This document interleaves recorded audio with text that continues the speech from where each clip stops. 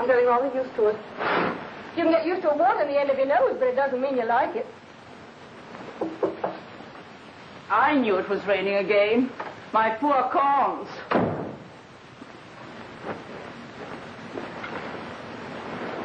You mind, Carol, dear? If I get into your bed, I'm so lonely and chilly in my room. Oh, no, dear. Get right in. How are you feeling this morning, Aunt Lou? Not very well. My poor head. Yes, my head. Sure it isn't your liver, darling? It was your liver yesterday. Was it? Maybe tomorrow all your teeth will fall out and you may break a leg. Wouldn't that be wonderful? Oh, your breakfast is ready, Carol. Thanks, Kate. You've no idea how that woman needles me when you are out of sight. Oh, you just imagine that, Aunt Lou. Kate's a grand friend. I wish she was in Timbuktu. Oh, no, you don't. If it weren't for Kate, we couldn't afford this nice little flat. It's all very well for you. You're at a nice, comfortable office all day long. But I have to stay at home listening to her giving music lessons. Da da da da da da da da da da da da da da da da da.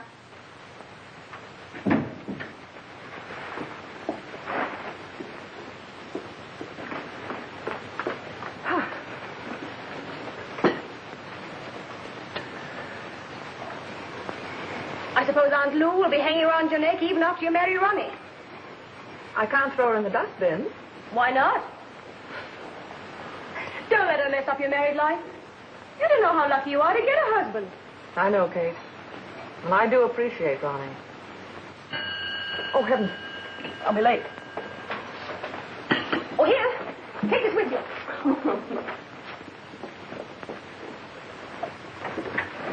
What'll I bring home for dinner? Mutton? I'll bleed if you do. Can't you think of something else? Liver. I feel as if I were carving into Aunt Lou. Well, how would you like some lobster, caviar, capon, and champagne? Get out.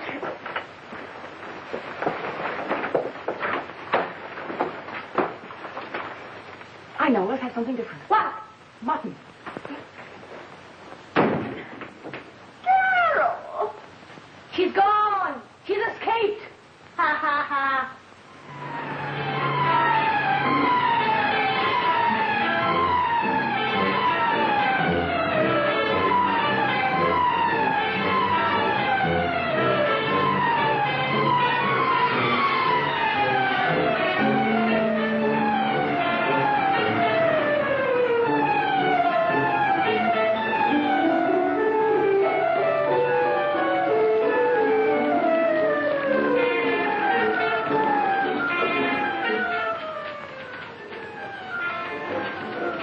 You are late, Miss Howard. I'm sorry, Mr. Trouble.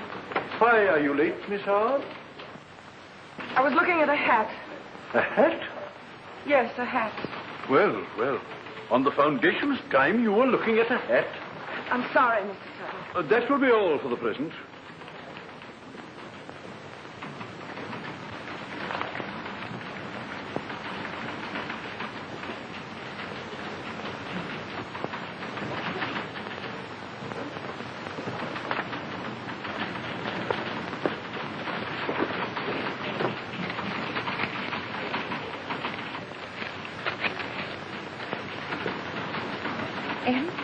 MB42893.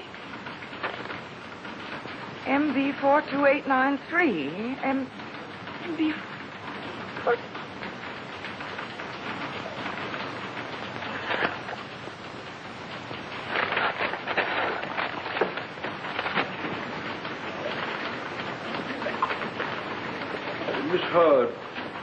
Miss Howard, in your report, would you please include... Miss Howard! Well,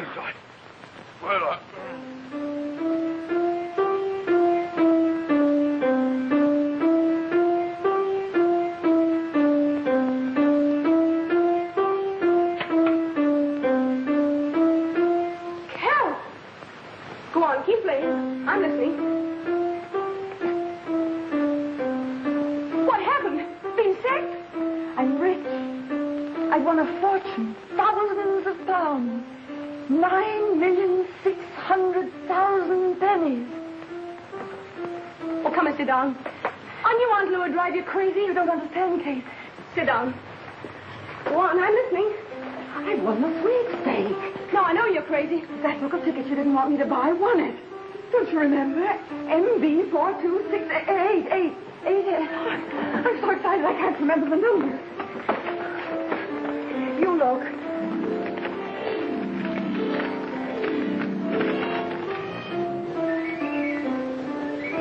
I can't believe it. Neither could I. But it's true. Thousands of pounds. Oh, think of it. I can't think. My brain's curdled. How was that, Miss Meadows? Oh, wonderful. Oh, marvelous, magnificent. Here, get your hat. Go home and never come back again.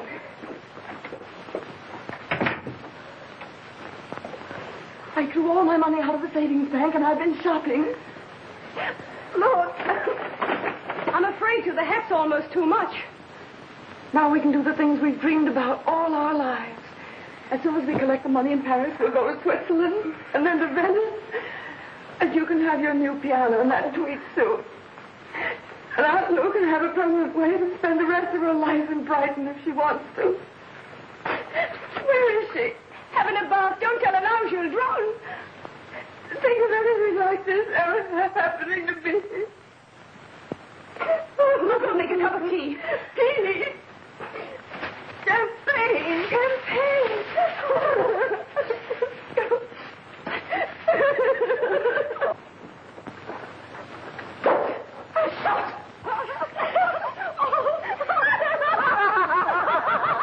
Brighton. Now, hurry, you'll miss your train. I do believe you're glad to get rid of me. Oh, darling, we'll miss you terribly. Now, run along.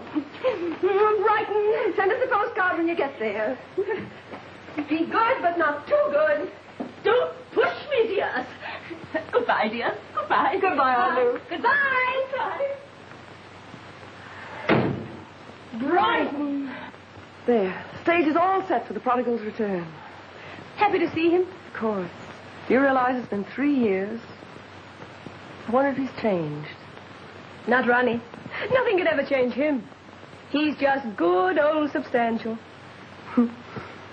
Won't he be happy when he hears the news? See you later. Ronnie, don't. Oh, I'm sorry. I thought... This flat is to let, isn't it? What? Oh, yes. Yes. Well, may I see it? The agent didn't tell me anyone was coming. Oh, I'm sorry. It's entirely my fault. I was to have let him know. If it's inconvenient, Oh, no, not at all. It's quite all right. Do come in. Thank you.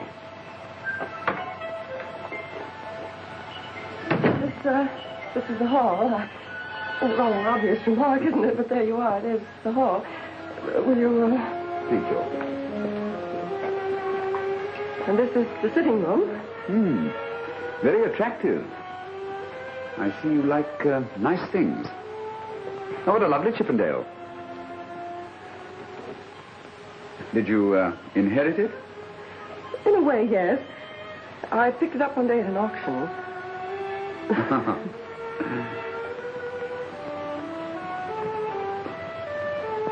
You won't find the view very amusing. Oh, yes. Yes, it's just what I'm looking for. Is it really? You see, this is one of the things I've remembered through all the years I've been away from here. I've looked upon all the beauties of the world.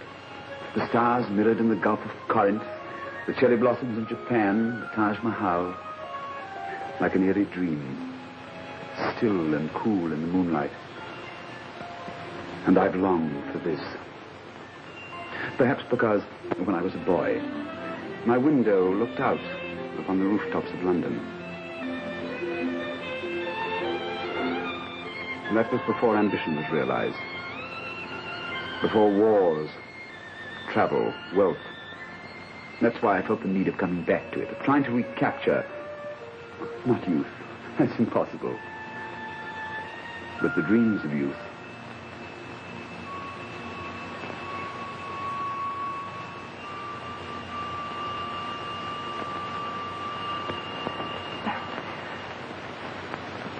Would you care to look at the kitchen? Is it a nice one? Quite. Then I'll take your word for it. I'm a bachelor, and I know a lot more about campfires in the forest than I do about kitchens. We have 2 bedrooms. I'll show them to you if you don't mind waiting just a moment. Thank you. Hello, Ronnie. It isn't Ronnie. It's a man come to look at the flat. Oh, thank goodness you cleared up this room. But don't you and light it out. I'm just going to pick up the tickets. When Ronnie comes, tell him to save a hug for me. Right.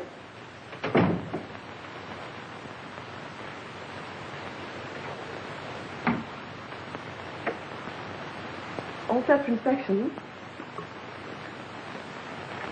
It's very cheerful. It's, it's a little bit fussy for a man's room. Oh, I shall have to store one of these beds. Do you mind? Oh, not at all. There's a small bedroom just off the hall.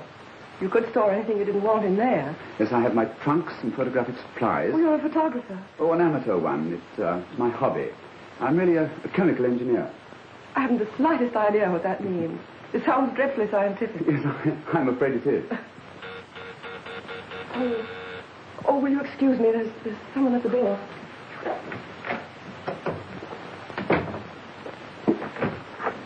Darling. Oh.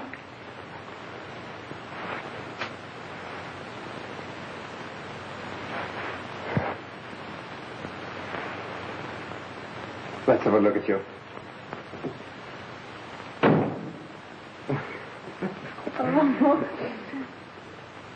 Oh, I'm so sorry. This is my fiancé, Mr. Bruce. Mr.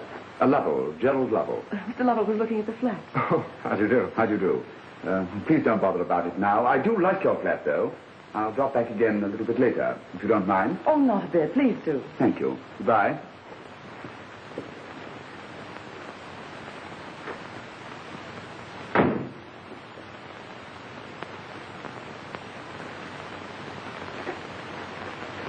I've got some great news for you. Well, I have a little news for you myself. All right. I'll let you tell me yours first. Well, I have an awful confession to make. You know how you've always scolded me about my vice. Silly. You never had a vice in the world. The only thing you ever did was to gamble all your money in crazy lotteries. Well, that's it. My vice. And it turned into a virtue. I won a French national lottery, the grand prize. Is this really true? Every word of it. Well, what's the matter, Ronnie? Aren't you pleased about it? Why, yes, of course I'm pleased. But, What for? well, it rather takes the wind out of my sails. Well, why, Ronnie? Well, to come back and find the girl one's going to marry with an overwhelming fortune. Well, you can't think it will make any difference with me. Carol, can't you see? I've been working for 5 years in the Sudan with one end in view, one ambition. That when I got back, I'd be able to make things a little better for you. Now this has happened. Everything's so out of proportion to anything that I could do for you that... Oh, Ronnie, let's forget all about this silly money business and just pretend that you aren't going to marry a rich woman. I couldn't bear to lose you. Who's going to lose me? You aren't suggesting that we break our engagement by any chance? I don't say foolish things like that, even in fun. You see, I'm a kind of stodgy person, and, well, I'm not easily uprooted. Oh, don't worry about that. I'll uproot you. Oh, wait till you hear the plan. For our marriage? Of course, darling, but that comes later. Let's not be married here. Let's be married in some lovely romantic place like Venice. First of all, we go to Paris to collect the prize money. And I'm taking Kate along. You don't mind, do you? Kate's one of us. And then I thought we'd drift all over the continent, all over the world if we want to. You're not including me in this, are you? Of course. Well, I have to be at the office on Monday to take over my new job. Let them wait. Let who wait? Oh, the heads of the cotton company, wherever they are. Now, Carol, be sensible. I'm not going to chuck up a job that's taken me practically all my life to get. Why not? I'm sorry, Ronnie. I didn't mean to put it like that. But I only wanted you to realize that you don't have to keep your nose to the grindstone any longer. What I have is yours, naturally. No, it isn't, Carol. I'm glad you've got it, but... But what? Well, I just can't get used to the idea of you taking me on our honeymoon. Do you have to go to Paris? Well, naturally. Couldn't Kate go for you? No, I have to be there myself on Monday. When do you come back? I don't know. Well, what do you mean you don't know? I'd like to see a little something of it after I'm there. Surely you can't expect me to have a chance like this for the first time in my life and not take advantage of it. No, I suppose not. And Italy. I've always dreamed of seeing Italy. The Gulf of Corinth. The cherry blossoms in Japan. The Taj Mahal in the moonlight. Cool, still, like an eerie dream.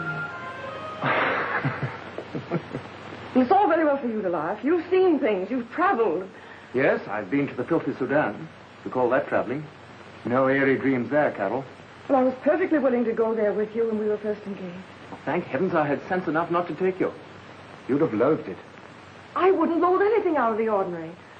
I'm fed up with routine and drabness. Daily life, all cut out of the same pattern. I want something exciting, something new and interesting and romantic. The trouble with you is this money's gone to your head. Oh, stop it, Ronnie. Just because your stubborn mind can't move out of the narrow little cell in which it lives. You can't see anyone else's point of view. You're unfair. You spoiled everything, but I'm glad I found out about it in time. Well, I'm glad, too, if that's the way you feel.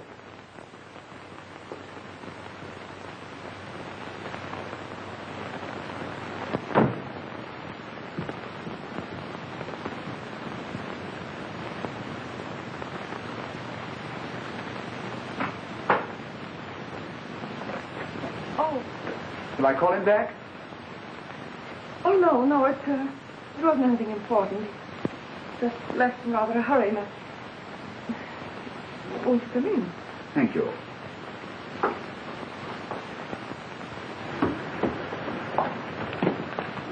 Ronnie! Oh, I'm so glad to see you. Hello, Kate. Have you seen Carol? Yes, I've seen her. Well, what's the matter? Oh, all this rotten money business. It's ruined everything. Go on. You two have scrapped ever since you were kids. Go back there. Take her in your arms. Tell her you're sorry.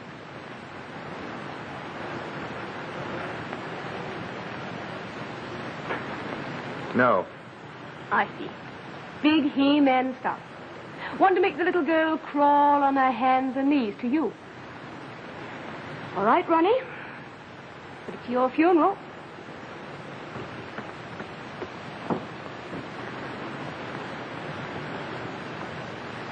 If you're only going to be away about 6 weeks, it seems hardly worth my while taking the flat. But I'll think it over and telephone you. The number is Bayswater 6093. Thank you.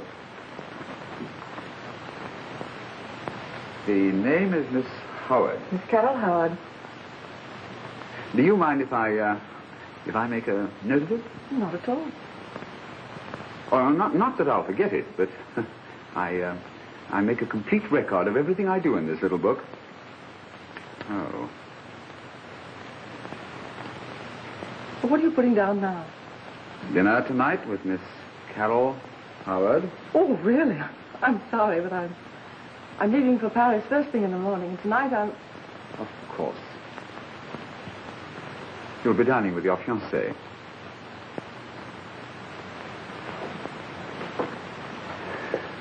Thank you, Miss Howard, for showing me the flat.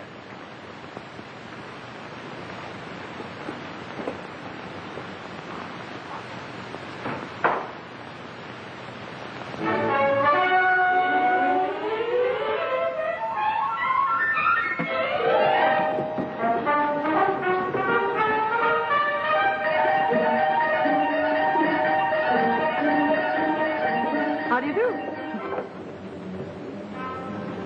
Who's the bloke? That's the man who came to look at our flat yesterday. Did you ask him to go to Paris with you? Well, why is he following you? Don't be absurd. Does he know you won the lottery? No, and if he did, it wouldn't mean anything. He's a very rich man. Well, then why was he looking at our little 2x4 flat? He liked the view. Probably won't even speak to us. I'll give him 10 minutes by the clock.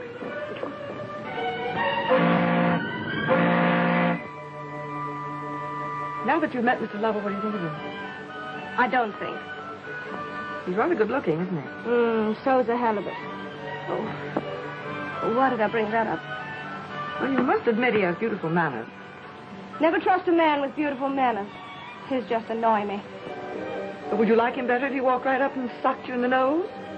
If he did, I might go batty about him. Feeling better, Miss Meadows?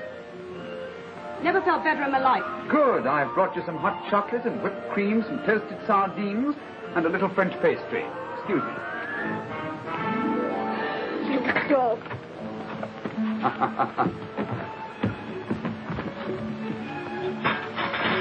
Alone at last. Oh, that was a filthy trick. Poor Kate. Nice to see you again. Rather a surprise. Not for me. Really? Did you find your flat with a view? Oh, yes, I found the flat. But the view took a boat to Paris. What about all that serious work you were going to do? Well, as I've already confessed, I can't work without inspiration. So that's why you're going to Paris? Inspiring city, isn't it? You know, I've never been there. Never? No? How I'd like to show you Paris. The Paris that I know, not the shoddy Paris that all the tourists see. Oh, thanks. That's awfully kind of you. But, you know, Kate has a marvelous guidebook. Guidebook. But I'm talking about strange, out-of-the-way places. And wild, exciting nights, ending up with onion soup in the market. Kate and I will certainly have to do just that. Pardon me, madam. But the lady hanging over the rail down there says she's going to die, or has died. She's not sure which. And would you mind coming down for a moment? Coming back? Well, I'll have to be back for my coat.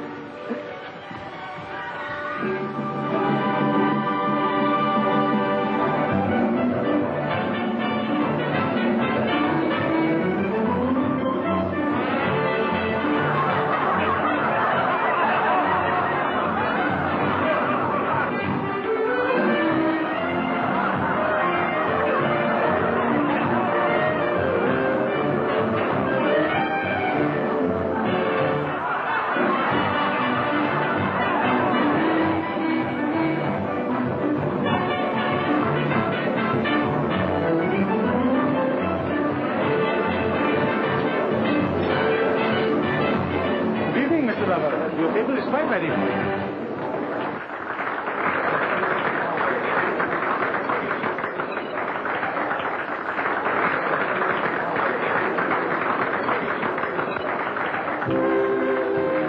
on, let's have a drink. Oh, hello. They were wonderful Napoleon brandy here, but I don't trust them. Here. Let's take a trip to the cellar. With pleasure, sir. I want to pick a bottle out for myself. Order supper while I'm gone, will you? Oh, must we eat again? Yes. I'm stuffed already. You just handed your heart to this fellow on a silver platter. Did I bow when I handed it to him? Bow. Scraped and curtsed. Oh, and I thought I was being so aloof. Just about as aloof as a friendly dog. Oh, well, that isn't what worries me, Kate. What I want to know is, do you see any silver platters coming in my direction? I see him bringing you the family plate. You do like him? I'm just crazy about him. He's certainly got that whatever you call it. You know, Carol, I think I'd better be trotting back to London before this affair turns into a triangle.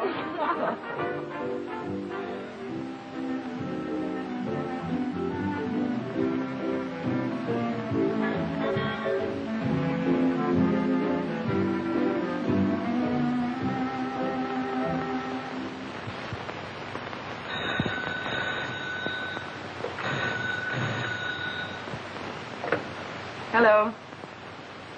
Hello. Ronnie? What in the world are you doing in Paris? Oh, I can't see you, Ronnie, because...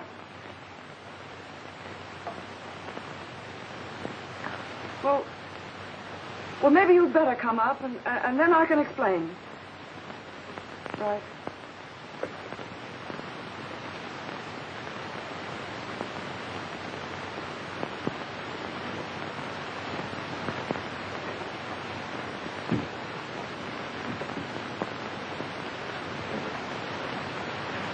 Hello, Ronnie. Hello, Carol. I'm sorry to dash in you like this, but I really have to see you. Well, come in. Thank you.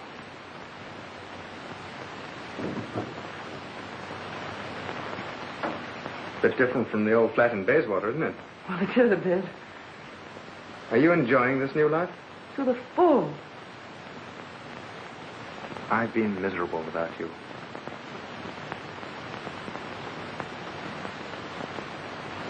Oh, Ronnie, I don't know how I'm going to say this to you. I think I know what you're trying to tell me. You think you're in love with this chap. Is that it?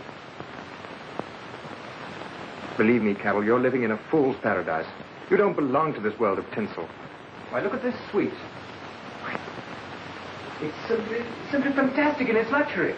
Maybe all right for a few days, but you're not the type to live this way. Letting a fella like Lovell make you think that this and all that goes with it is reality. Oh, poor darling. You can't let yourself get carried away by someone you don't know. Especially this kind of a scoundrel.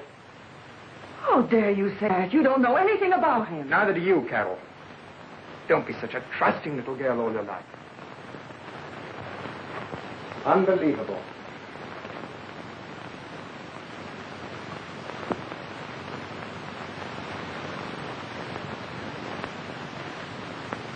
Do you see something symbolic about this aquarium? Look at those golden beauties, gliding with vain contentment through the crystal waters, completely oblivious of the fact that to the world they're nothing but poor fish. Ronnie, I think you better... Oh, darling, come back to England with me before you're disillusioned and unhappy. This fellow's nothing more than a fortune hunter. Well, now, stop it. I won't hear another word against him. But you must, Carol. I've checked up on him. All these yarns he told you and Kate about his South American oil company. But they're true. They're not true. There is such a company, but they never heard of Lovell. They never even heard of him at the school he was supposed to have gone to, or at any hotel that he was supposed to have stayed at. Frankly, I got so worried that I turned the entire case over to Scotland Yard. You what? They'll soon get a line on him. Oh, Carol, come back with me. Don't get carried away by this foolish romantic whim. Will you please leave? But, Carol, Just... Hello, Bruce. Surprised to see you here. Darling, to be quite frank, Ronnie came here to rescue me from you. He had so much to say on the subject, he really didn't give me a chance to tell him that we were married this morning.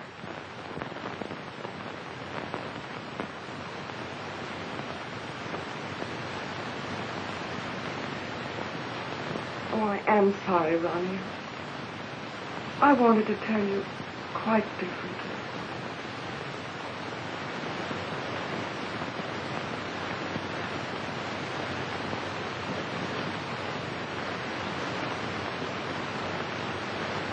I know how you must feel. I couldn't have taken it as well as you have. See, I happen to love Carol myself, so I can sympathize.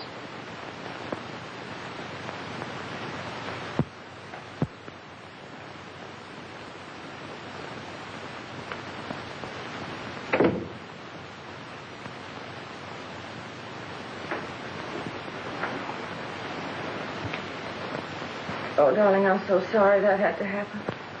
I'm glad he came. I want you to be sure. Very sure.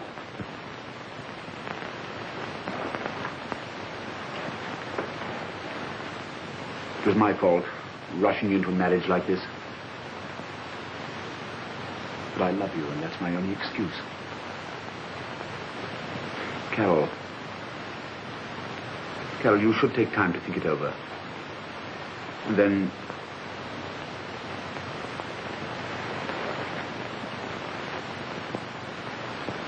Even if you want the marriage dissolved, I'd understand because I do love you. And I always shall.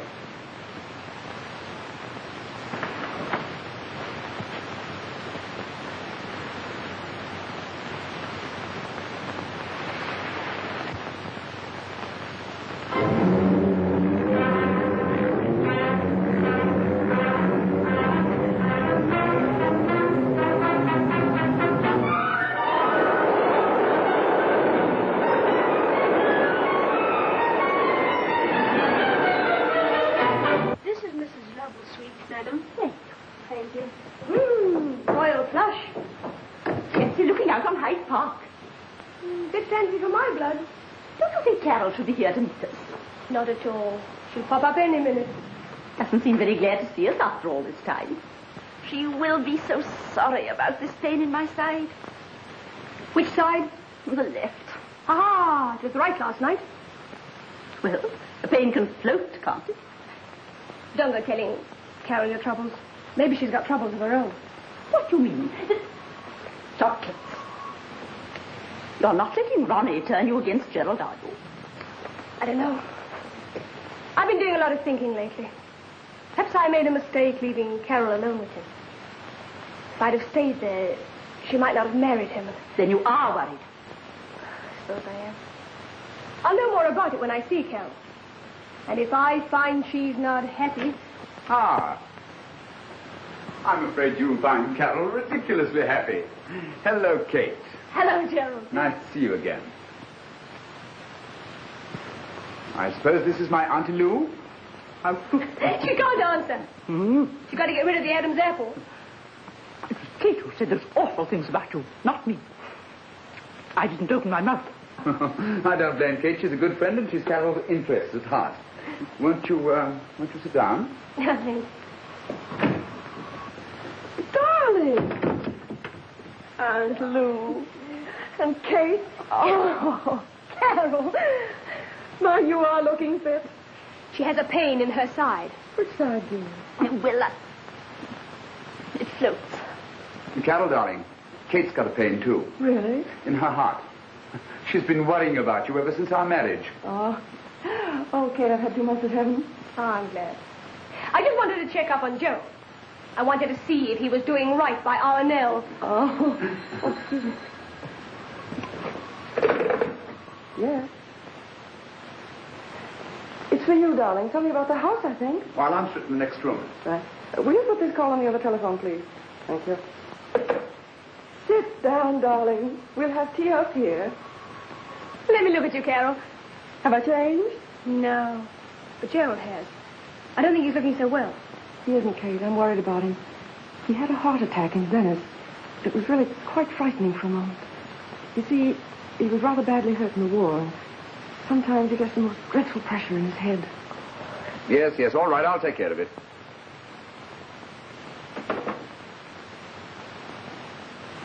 So, that's why we're buying a house in the country. Gerald must have quiet and seclusion. Besides, he has a lot of important work to do. Where are you buying the house? In Kent. Oh, Gerald says it's a duck of a place, about 10 acres, no prying neighbors. It's an old house. Haven't you seen it? No. He wants to keep it a surprise. Sounds a delightful place to spend a weekend. How's Ronnie? Still pretty broken up. Poor darling. Of course, you can see now, Kate. There was nothing but jealous. I suppose so. Oh, come in. Don't order much for me, dear. My doctor has put me on a strict diet. Can you have tea? Assorted sandwiches? Those little hot muffins. Oh, yes. How about some pastries? That sounds very nice, dear. And you order whatever else you like. I'm going to go take off my bonnet. Wait up. Have you got those little meringue things? The chocolate and the cream and the cherries on the top. Gerald.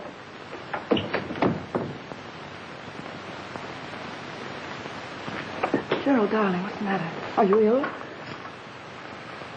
No, dear, it's nothing. Don't be alarmed. Well, has something gone wrong? No, really, nothing at all. Kate didn't say something that hurt you.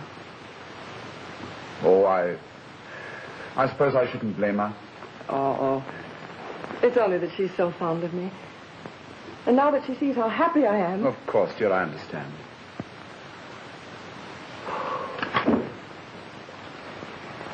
Darling, what is troubling you? Couldn't you get the house? Oh, yes, we can get it, but... Oh, but what, dear? That was my solicitor on the telephone. Oh, I thought he said it was the agent for the house. No, dear, you misunderstood. It was my solicitor. Bad news? Yes, rather. They're holding up my South American bank draft. May not be straightened out for days. Oh, is that all? Well, that's enough, isn't it? Oh, darling, I was afraid it was something perfectly dreadful. If that's all it is, well, I can do something about that. No. Now, you mustn't have such a silly false pride. You can't mind if I help. Now, Carol, you're a sweet person. Now, never let's discuss this again. What's yours is yours. And what's mine is also yours. Is that quite clear? If I'm forced to borrow £5,000 for the house, understand it's a business agreement, and I'll pay you interest. I demand my interest in advance. Please, may I collect right now?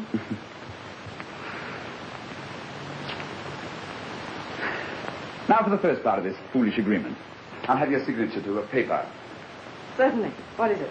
Oh, something in connection with the purchase of the place. It's full of to which, to whom's, whereas it's whomsoever's, and a few parties of the first part. Oh, where do I sign? There they are. Aren't you going to read it? Have you read it? Of course I never sign anything I don't read. Is it all right? Of course.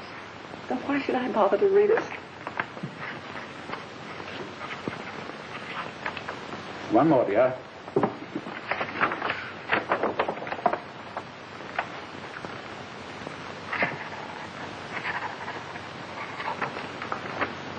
Have tea with us? Delighted. You are, darling.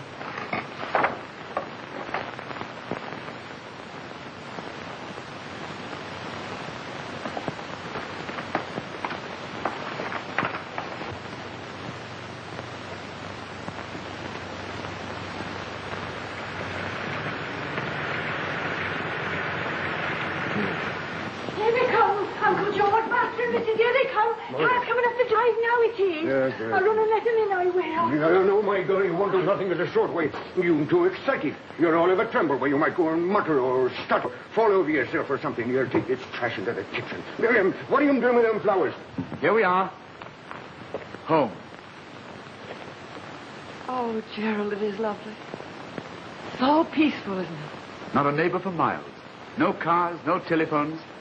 In other words, the simple life. Will you bring the luggage in this way, please? Luggage. Oh, Gerald. You must have had sex in it. Oh, this is Emmy Hobson's niece. I thought I'd keep her on, too. How do you do, Emmy? I do very nicely, ma'am, except on ironing. I ain't so awful good at ironing. Amy's a good girl, ma'am, but she ain't so bright. Put these down here, sir. Yes, please. No. Driver. Thank you very much. Take the things upstairs, will you, Hobson? I'll show you where to put them. Yes, sir. I'm beginning to feel at home already. You happy?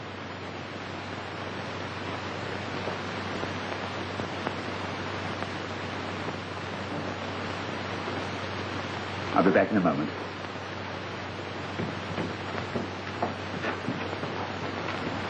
Are you married, ma'am?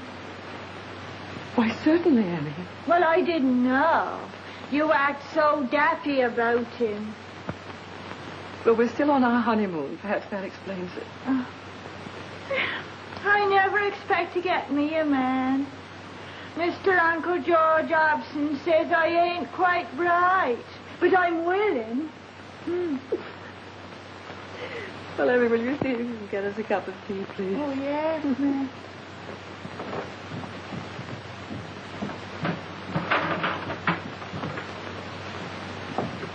Oh, sir. I'm sorry, I quite forgot to tell you a parcel arrived for you this morning. No? Where did you put it? Why, in the cellar, sir. I told you to keep out of there. No one is to go into that cellar but me. No one. Why? Oh, Carol, I was just explaining to Hobson. The cellar is my own private property. My darkroom for photographs and experiments. So I shall have chemicals and things that are dangerous. Oh, please don't go blowing us up with a lot of old chemicals. I'm much too happy to want to die just yet. Don't worry. I'll be very careful. Hobson, you haven't shown Mrs. Lovell your garden. Thank you, sir. I'm afraid there isn't very much to show you, madam. But what there is of the flowering stuff that are left now...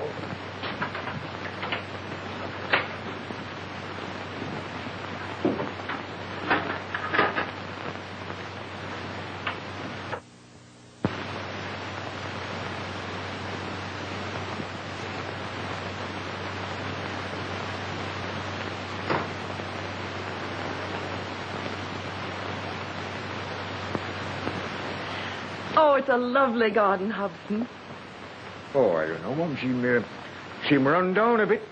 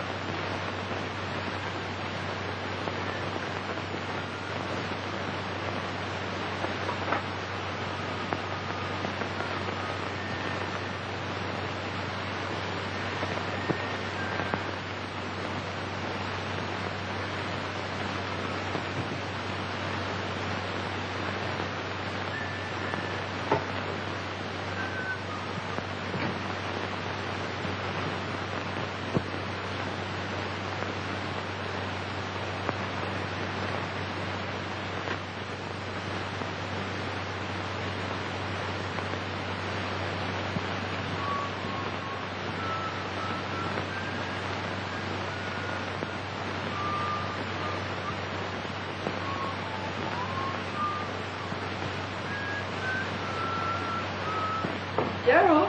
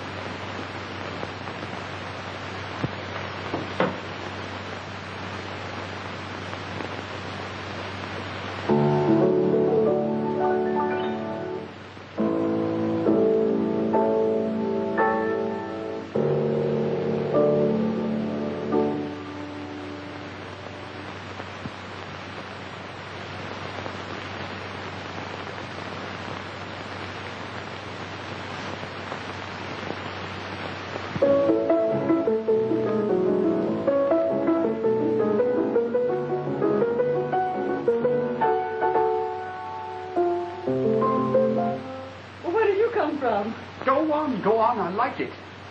I didn't know you could play the piano. You've been keeping secrets from me. Don't stop, I want to hear it. I like that thing you were playing. I like it because it's fast. Oh, heavens, I can't play. Go on, try. Oh, I don't even know if I remember it.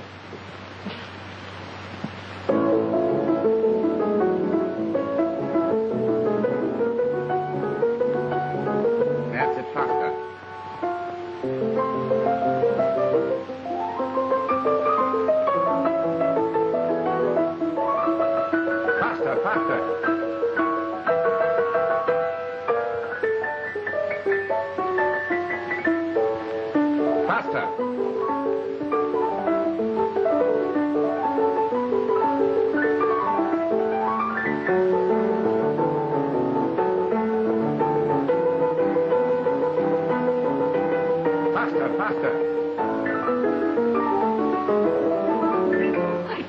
Gerald. If speed is what you want, I'll have to get you a mechanical piano or a gramophone. I have a portable gramophone downstairs. I played a great deal while I'm working. It excites my mind, quickens my thoughts, makes my head spin, reminding me of the war or of a dawn. Standing in cold terror in a trench, The enemy barrage creeping up. Shells shrieking, exploding in staccato rhythm. Coming closer, closer. And suddenly the noise changes into music. Turning my first terror into ecstasy. Yes, Hobson. I thought you might like some of these, ma'am. They smell the house up. Nice like. Oh, thank you, Hobson. They are sweet.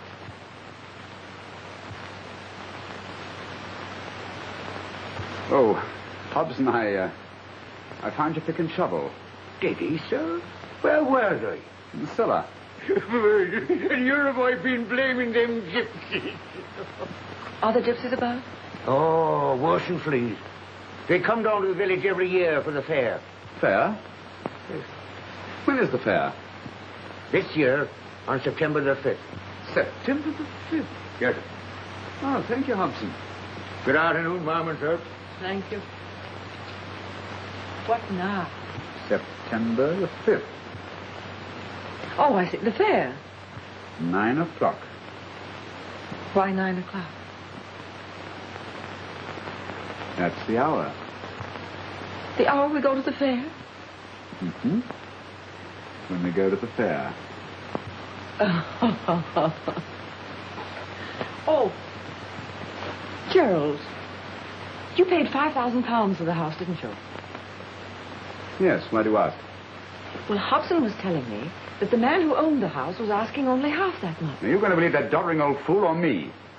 Well, there's no question of believing you. I just thought possibly you might have been cheated.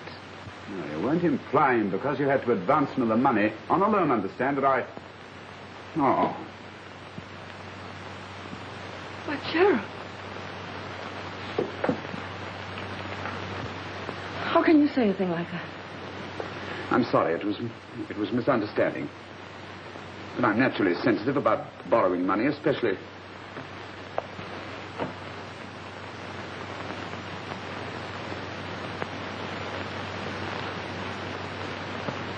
Take out that little book. Why? I want you to write something in it. Now put down, today we had our first and last quarrel. I adore my wife.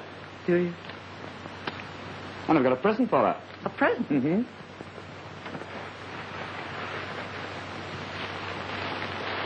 What is it?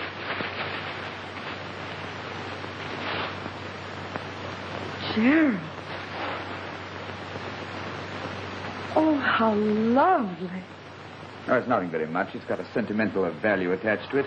Wait a minute, I'll show you how it's worn.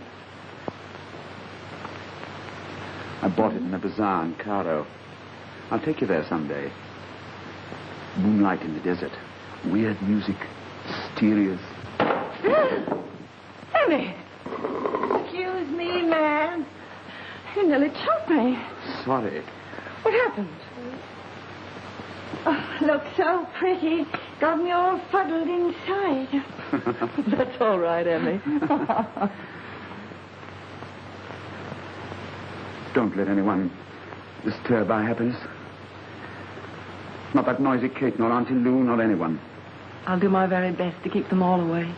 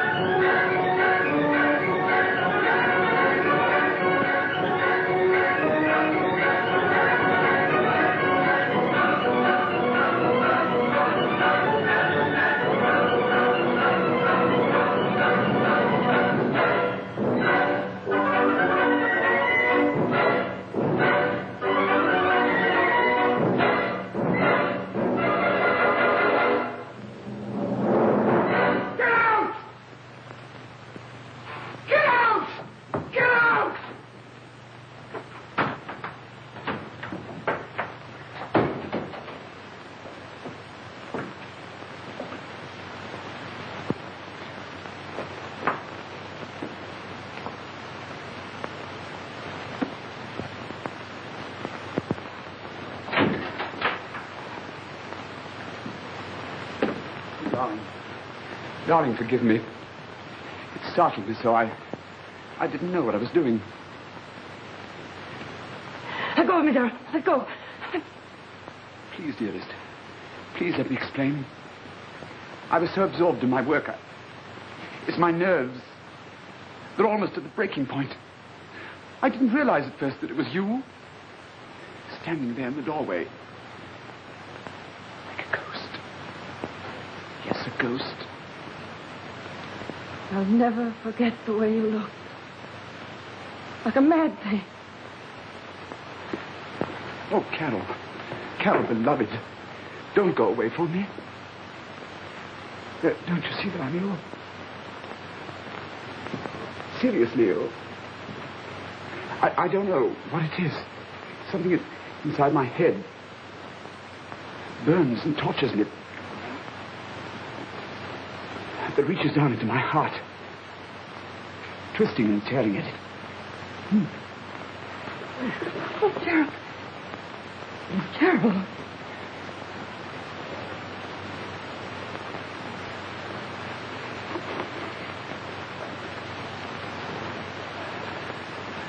Don't be alarmed. It's nothing.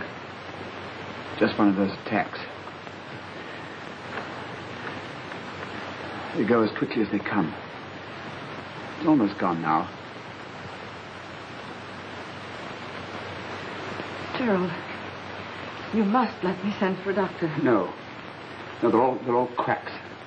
I've tried specialists all over the world. They've never done a thing for me. Darling, if you love me, you'll let me send for one. Oh. Love you. You don't know what you mean to me. My happiness, my life. I need you, Carol. Never leave me, darling. Never. No, I won't. I won't.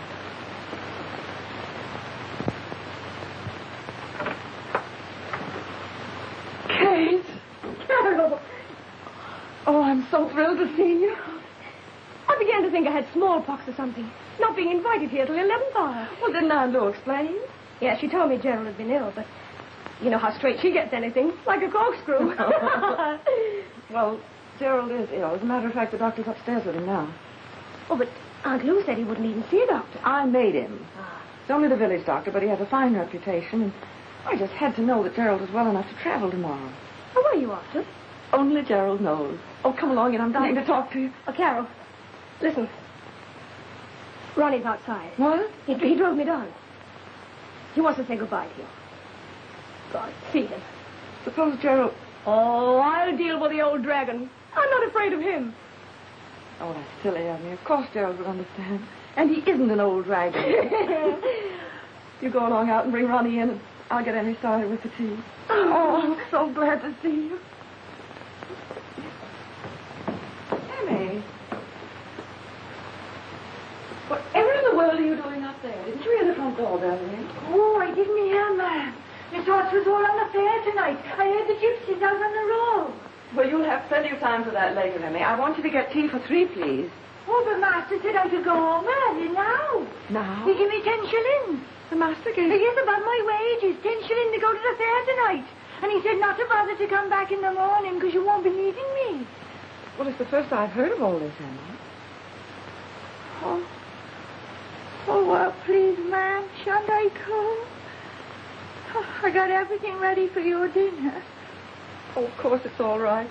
Just put on the kettle and then you can go. Oh, thank you, ma'am. And you will take good care of things while we're away, won't you? Oh, that I will. You let me know when you'll be coming back. Yes, we'll give you good warning about that. Goodbye, Emmy. Goodbye, ma'am. Hello, Ronnie. Oh. Well? Well, Well. Now, let's get all these formalities over so we can all be ourselves. Well, first of all, Ronnie wants to know if you've forgiven him for the way he acted that night in Paris. oh, of course I have.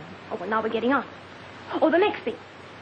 He wants to tell you that they didn't find out anything at Scotland Yard, so he told them to drop the investigation. Now, I wonder if there's anything else.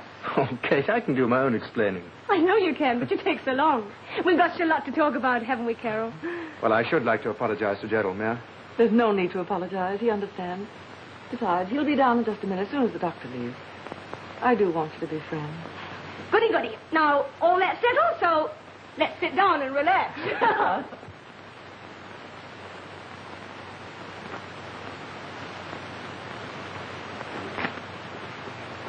It's a pack of lies.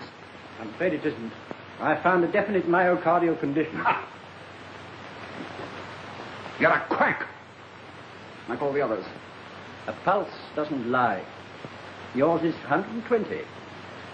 I wouldn't advise you to get too excited about anything, to overexert yourself in any way. It's no use prescribing. I don't believe in that sort of thing. I'll leave them here. They might relieve the pressure in your head. I tell you, nothing can relieve it. Nothing.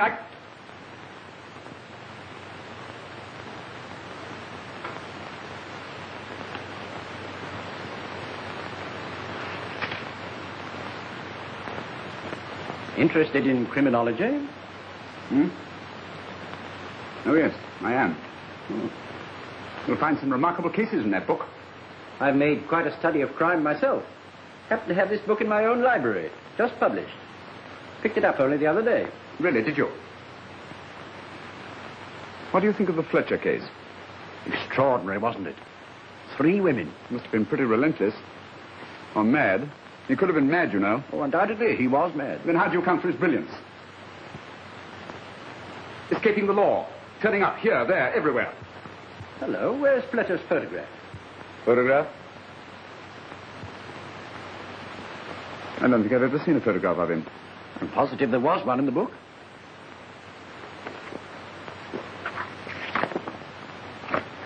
No, nothing here. There's one in my book at home. I'll bring it round someday. Oh, I was forgetting. You're leaving in the morning. Oh, well, I can see it when I get back. I've always been rather interested in Fletcher. What type of man is he? His appearance? Fairish, sandy type. Beard and moustache. If that heart of yours cuts out again, Lovell, take some of those pills. They won't kill you.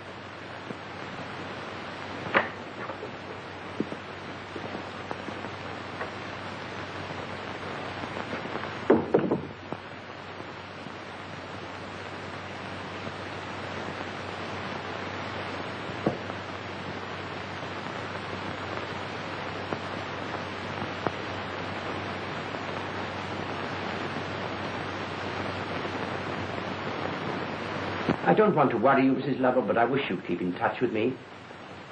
And if your husband should get any worse, call me in. Any time, night or day, and we'll get a specialist. Oh, thank you, Dr. Cripple.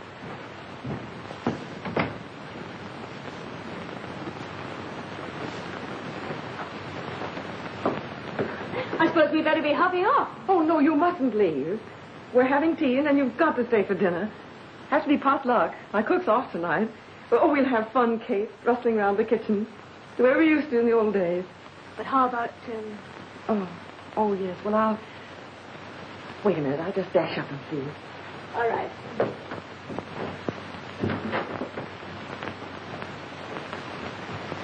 Feel better about things now? Yes and no. Mind you, my feelings about Carol will never change. I'm crazy about her, and always will be. Does she seem really happy to you? There are 1 or 2 things that strike me as being distinctly odd. In what way? They're going away like this. So secretly, nobody knowing where. Oh, that's too much. Jacob's bad enough to know that man. No, I won't have it. Send them away. Send them away at once.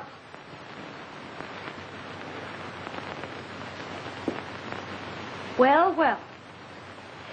I wouldn't be a bit surprised if he wanted us to leave.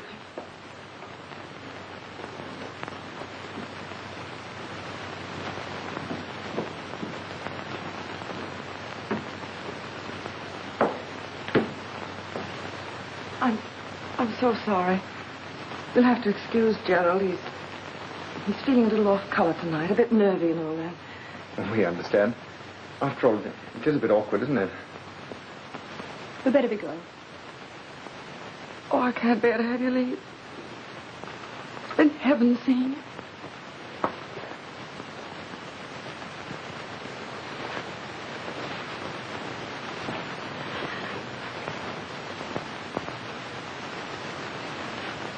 You'll write to us, won't you? Of course I shall. When are you coming back? Oh, next spring or early summer, I expect. Carol, are you sure you're all right? Of course I am, Ronnie. Goodbye. Take care of yourself. Bless you.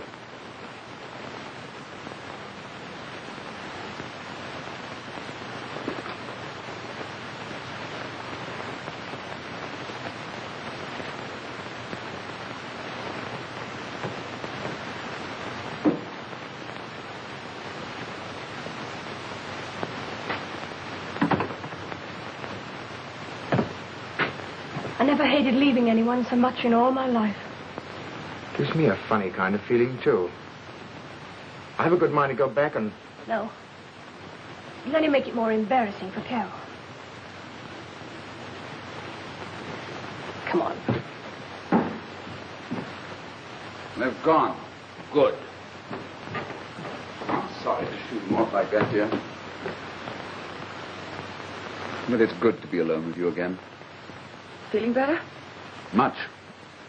Well, the old pill slinger didn't alarm you, did he? Not at all. Good. Whatever there's a fee in sight, the medicos can always find something wrong with one. No, I wouldn't say that about Dr. Gribble. He seemed to me a very sincere and intelligent person. Gerald, did you tell Emmy she could go off to the fair tonight? Yes. Had you forgotten that we were going ourselves at 9 o'clock? Don't you remember? You put it in your little book. What an excellent memory you have. But as we're leaving so early in the morning, I think we'd better go to the fair right here. You can help me clean up my darkroom at 9 o'clock.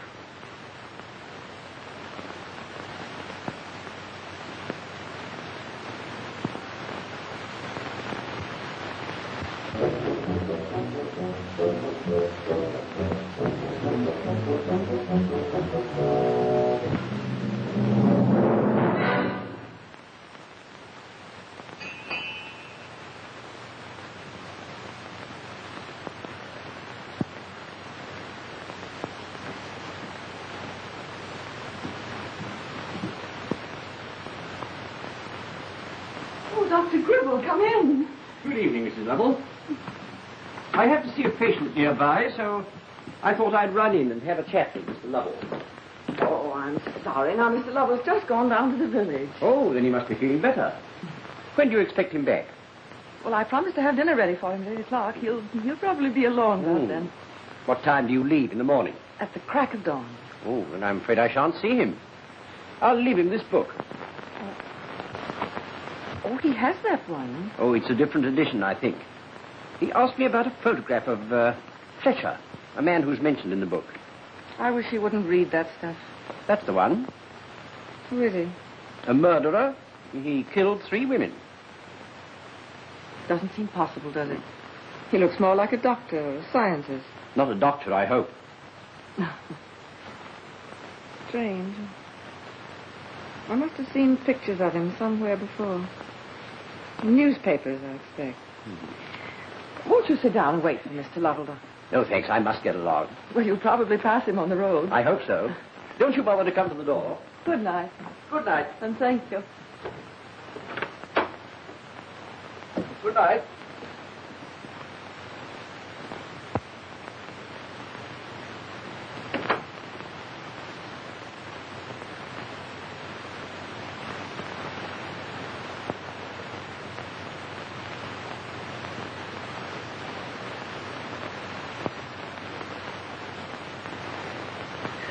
How did that photograph get back into my book?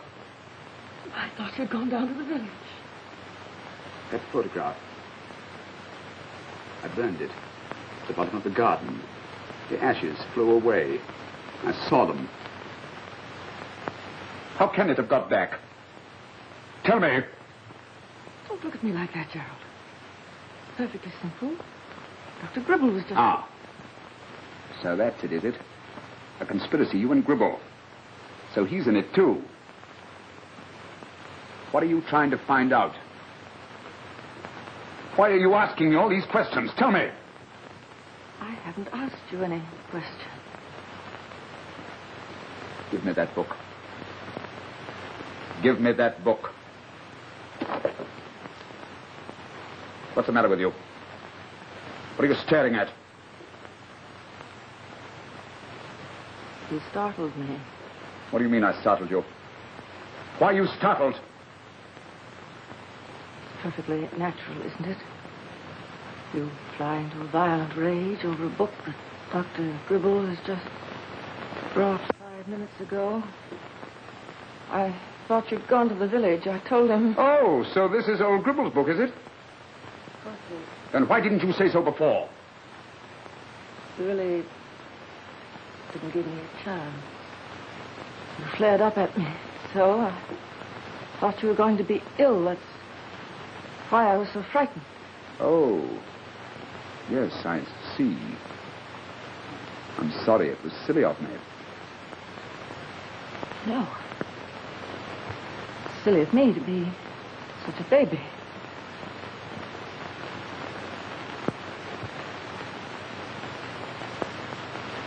Well, don't blame me. I'll be all right tomorrow. You shouldn't look at these books. They always disturb you. Especially the illustrations. That's why I destroyed the photograph in my copy. Well, we'll get rid of this one now, shall we?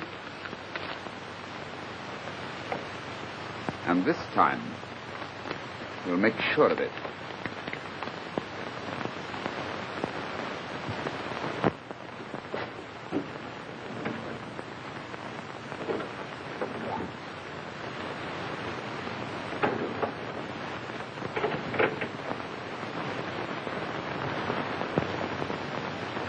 Emmy. Emmy. Emmy.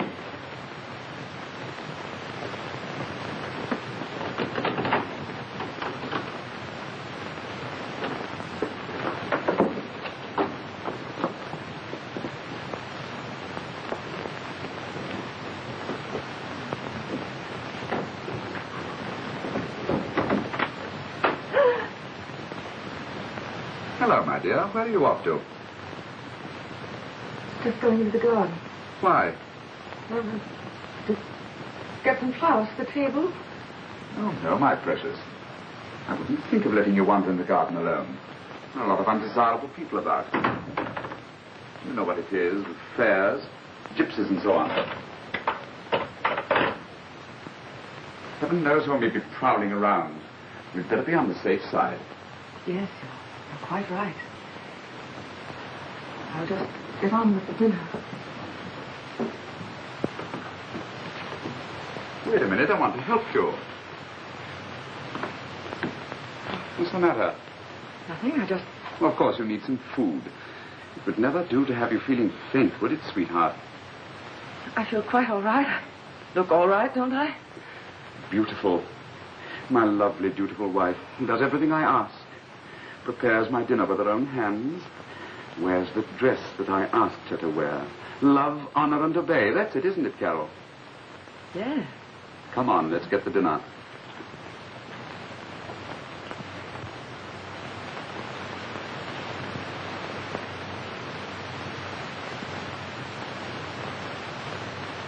Excellent supper. I'm glad you enjoyed it. Have some more brandy. No, thank you. I still have some here. You know, I believe you're trying to make me drunk. You couldn't do that. I've got a very strong head. And it's always a pity to drink too much at moments like these. It deadens the appreciation. Funny sound. Hear that? It deadens the appreciation.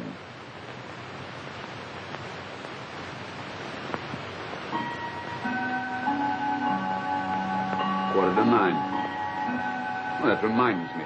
You remember we lost the key to the clock? Well, I found it in the pocket of one of my suits. Time I wound the old thing up. Seems hardly worthwhile if we're leaving tomorrow.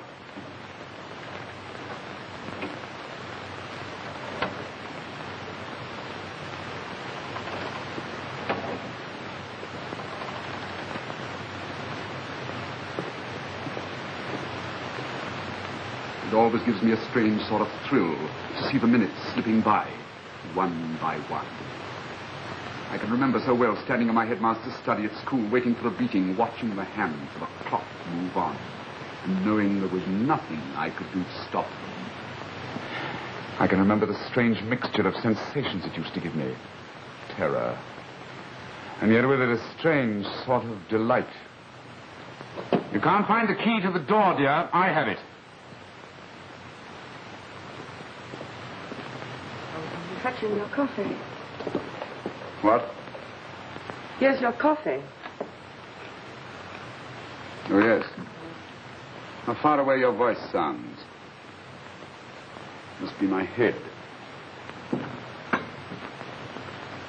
Don't you think you'd better lie down? No, we must be getting to work soon. Don't you think it would be better if you didn't do any more this evening? No, I've made my plans, and I never alter my plans. Oh, all right. You're a sensible girl, aren't you? How do you mean? Well, you don't go on at a man. Very few women can say, oh, all right, and leave it at that. And then most women are fools. Do you think so? I don't think, I know. Born fools. And woman's weakness is man's opportunity. Did someone write that? Or did I think of it myself? If I did, it's good. It's very good. Woman's weakness is man's opportunity. You have exceptional insight into things. Some more coffee? Yes, I have great insight. But, well, you see, I'm different from other people. Yes, I think you are. For instance, I've a lot of power over women. I've always had it. I discovered quite early in life that I could twist women around my little finger. It's a useful gift. It must be. If you can be slightly different from their own men folk. In what way? Well, few men have sense enough to do the little romantic things that please their women. And all the world over, there are women longing for romance. They're not content with their lives. They want to color them, to be adventurous. Yes, I see. When the house agent told me that you were letting your flat because you'd won the lottery, I knew that you would be looking for some escape. Some romantic escape. I don't know why I'm telling you all this, I'm sure. Oh, because you know how much it interests me. No woman ever tires of hearing how a man came to fall in love with her. No, of course she doesn't, does she, my treasure? And ours was a real romance, wasn't it? Just what you were looking for.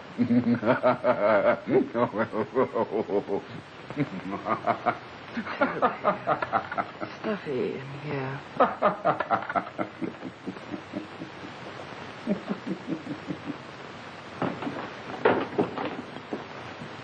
Where are you going? There's no air in here. You have all the doors and windows shut. What's the matter? You're shivering. No. Yes, you are. You don't need that night air. What you need is a cup of coffee. No, thanks. Oh, yes, you do. Where's your scarf? It's time to put it on. Time? Time. Because you're cold. Come and sit down.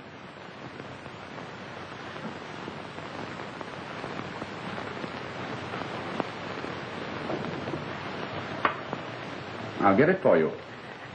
I don't need it, really. Sure.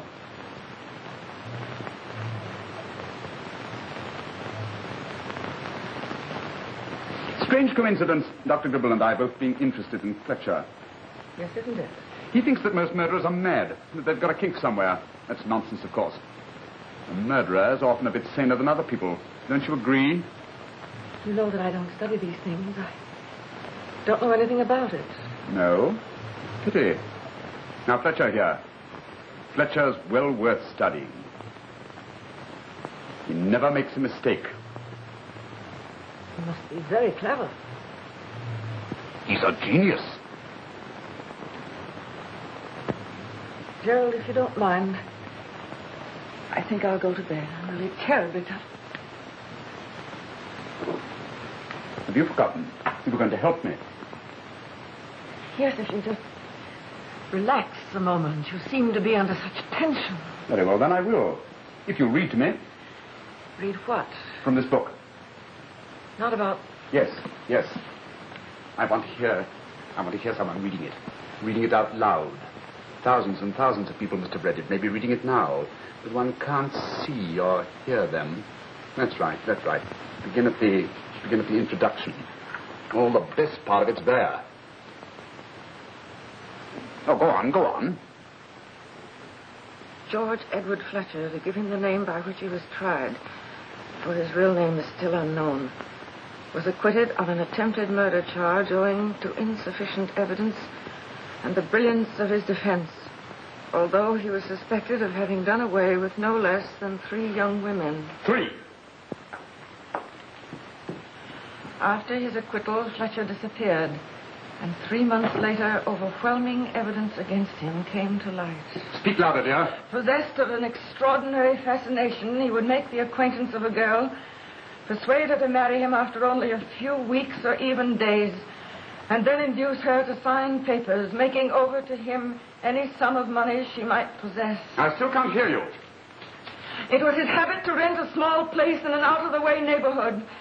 After living there for 2 or 3 months, he would announce to neighbors or acquaintances that he and his wife were going abroad for some time. No, go on, louder. The fact that to Mrs. Fletcher the moment was never actually seen to leave the place seems to have awakened no suspicion.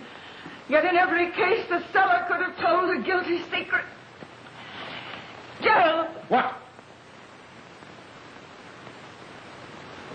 No, go on. What if one of these women had found out beforehand and made an appeal to him? Why do you ask? Well, it's interesting to know how the mind of that kind of man works. Do you think if he was fond of the woman that I suppose he was, fond of some of them? Oh, yes, a bit, certainly. Then don't you think he would have listened to an appeal? The situation never arose. I should imagine. But no. I'm quite sure he would never have let anything influence him. But suppose she said to him, look here, I know who you are and what you're after. I'm entirely at your mercy. You can take the money, all of it. Ah, but he got that money already. Yes, I know, but suppose she said to him, I don't care about that. If only you let me go, I promise I'll never prosecute you. I'll never inform the police. What do you think he might have said? Can you imagine a man risking his life on a woman's silence? And yet you think he'd welcome any chance of escaping from the horror of the actual... Then perhaps it didn't seem. Perhaps there was no horror in it for him. No, you see, there are other sides to it. Power, the culmination of the race, the climax of the music.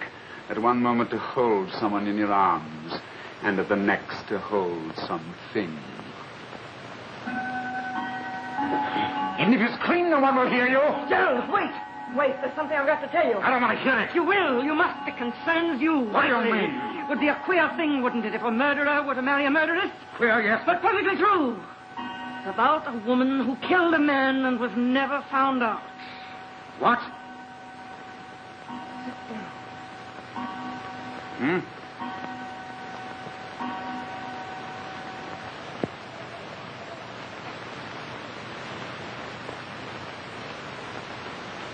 Well, what are you waiting for?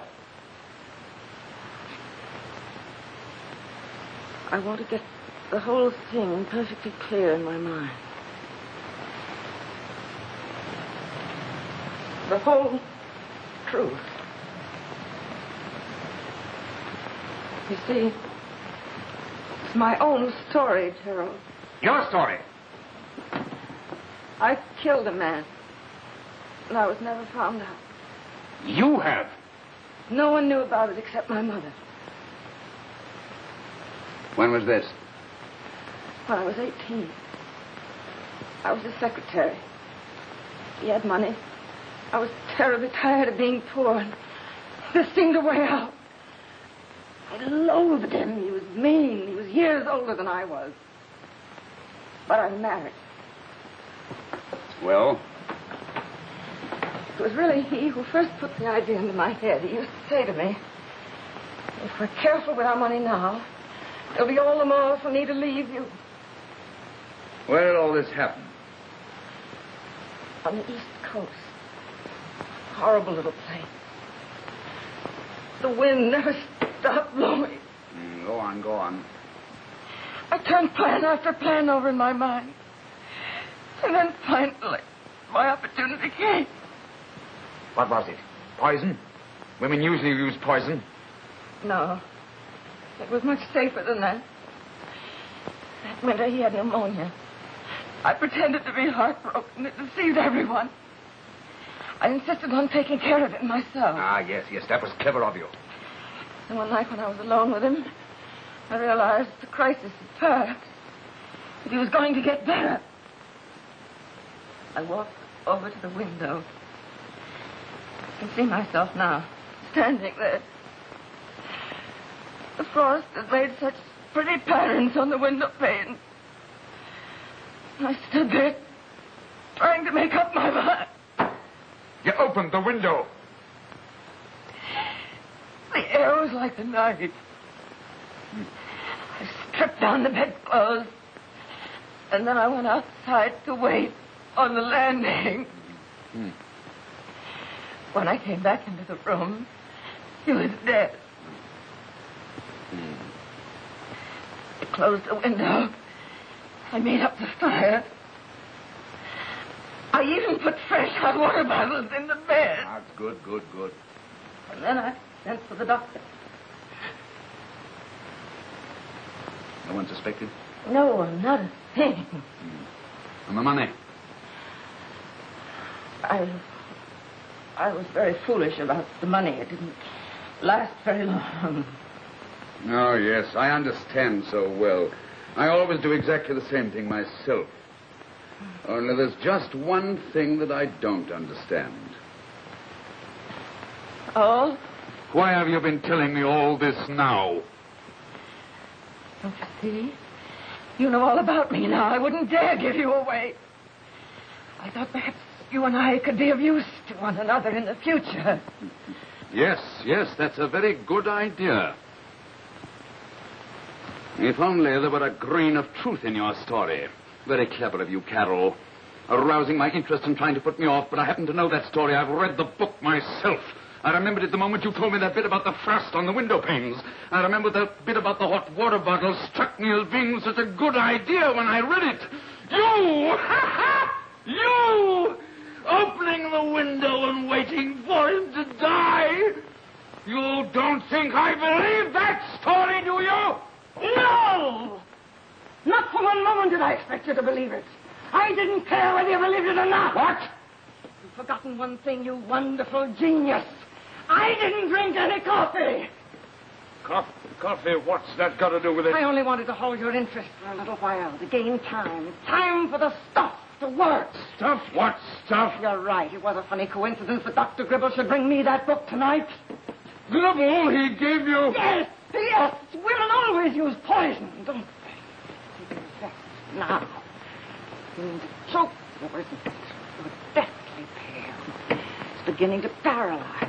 You can't move, can you? You can't move.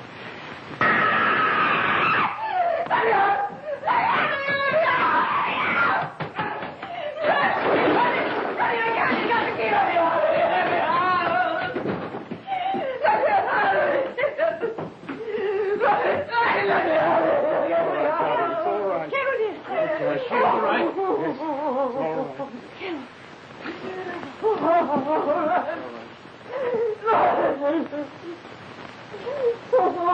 He's dead. I'm positive this is better. Strange that we both had the same misgivings about him. I made him think I find Brave woman.